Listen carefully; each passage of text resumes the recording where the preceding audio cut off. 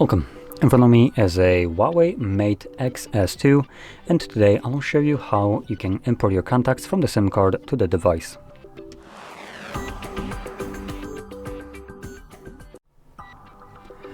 So, to get started, we're gonna open up our dialer application and navigate to Contacts.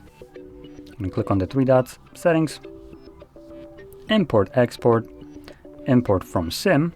This will show you all the contacts that are located on your SIM card. We can quickly choose all of them by clicking right here at the bottom.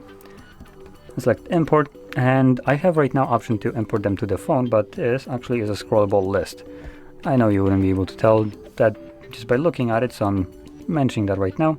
I don't have any other options in here, but even if there are, you have to scroll. It's not like there is not enough space on the screen, just FYI, HUAWEI. Anyway, I'm gonna click on phone itself and the contacts will automatically be imported, and now I should see them right here. And you can see it does separate them, so we have contacts like the ones that are on a SIM card, and these are on a phone, so you don't have this icon right here. That indicates that these are SIM contacts.